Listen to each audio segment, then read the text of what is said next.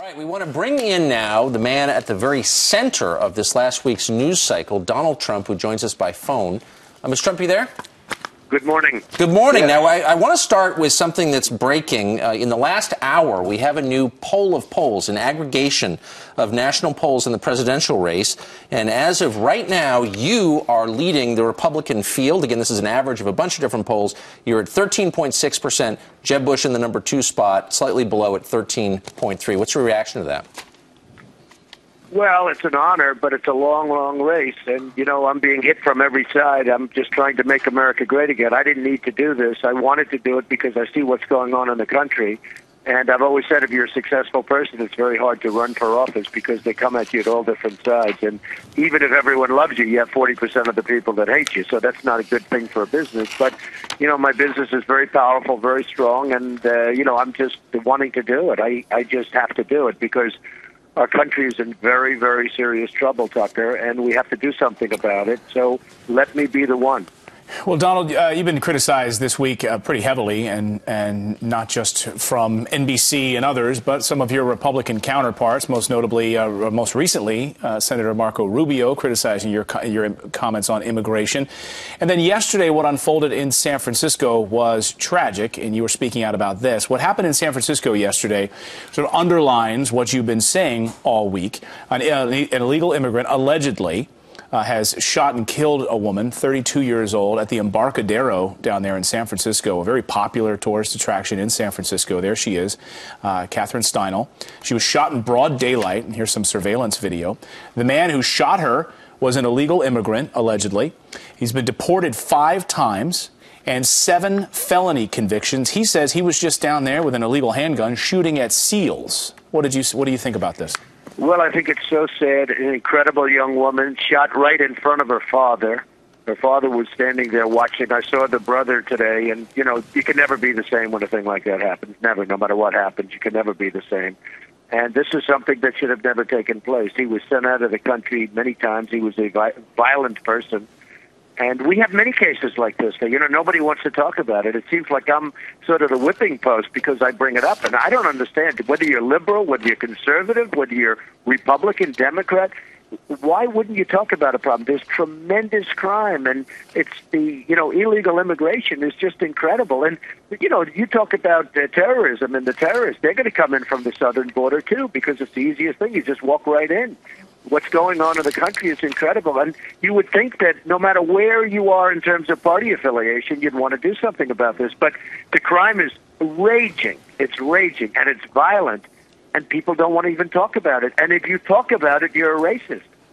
And Mr. I Trump, don't understand it. I want to ask you, I want to get your reaction because we see a lot on the GOP side coming out, one of them being the former governor of New York, George Pataki, penning a letter trying to corral some of the other Republican candidates to speak out against you, to sort of isolate you. What's your reaction, especially on the heels of the murder out in California? Well, I know Pataki well, and, you know, he's a sad figure. He's got 0 in the polls, and he was a terrible governor of New York. Terrible. If he would have run again, he would have failed. He wouldn't have gotten anything. So he was a failed governor. And, you know, as far as Rubio, he's very weak on immigration, and I've been saying that for a long time about him. He's weak on immigration. I respect Ted Cruz for the view that he's got. I mean, he was really out there and strong on it, and I shouldn't say this because I assume he's an opponent, but the fact is he was very brave in coming out. And, you know, when I look at somebody like Perry, who was the governor there for a long period of time, well, he could have done something a little bit, maybe a lot more in terms of protecting people because, again, the crime is rampant. And this isn't a Mexico thing. This is, you know, I have great relations with Mexico, and I love the Mexican people and the spirit of the Mexican people. These are people just pouring across the border. And, you know, it involves more than just border. It involves trade. Everything we do in this country is just off. Our trade deals are terrible. Our border protection is terrible. Our security is terrible. You look at what ISIS is doing to us. They're laughing at us.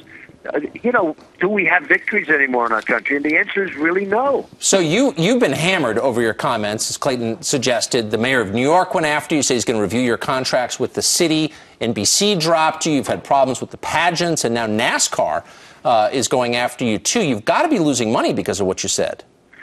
Well, I knew it was going to be bad because then I was told this. All my life I've been told this. If you're successful, you don't run for office. And I understood it was bad. I didn't know it was going to be quite this severe, but I really knew it was going to be bad. I'm very surprised at NASCAR because I have so many fans in NASCAR, and I love the NASCAR people.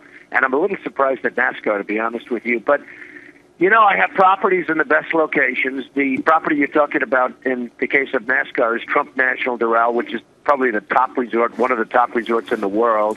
And if they don't go, somebody else goes. So, it's not a big deal. But I will say that I was quite surprised by NASCAR because these are people that want to stop illegal immigration. They don't want to see crime. So, I heard Tucker's statement earlier this morning, and they've done a poll on this.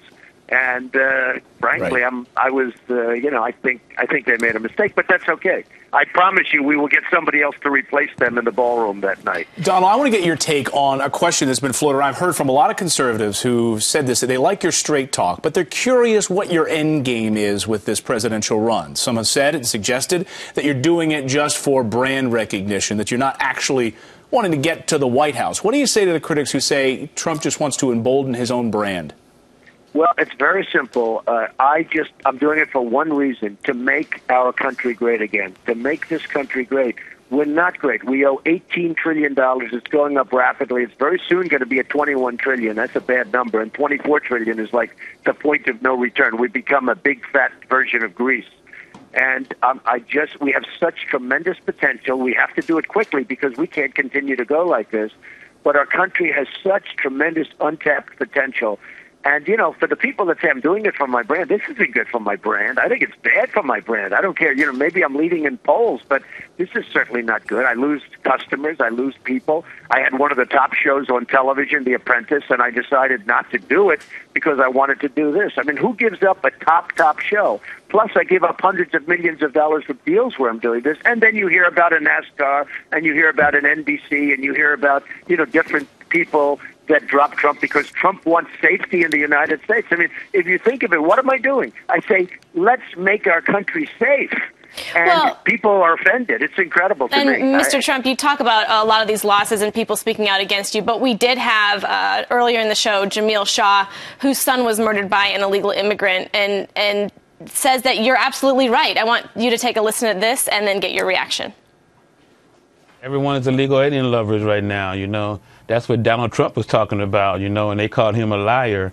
But I'm here to prove it. There's thousands of people who've been murdered by illegal aliens and raped and child molesters and drunk drivers. So Donald Trump was right on. I mean, in our community, what we call the death community, Donald Trump is like speaking for us, speaking for our dead. So I know, Mr. Trump, you say you're taking a loss, but if you listen to that, you certainly may be gaining supporters as well. I watched him before. He's a fantastic person and a fantastic man, and what a tragedy. But a lot of people feel this way. I don't understand how you can feel differently. It's about safety. All we're talking about is about safety. And how can people fight that? Why are people bad? Because they want to stop illegal immigration. And some of the people coming in, not all, but some of the people coming in are very violent people. And I don't understand how people fight it, but they do, and you become unpopular. At the same time, on another side of the ledger, you become very popular, I guess. But we have to make our country great again.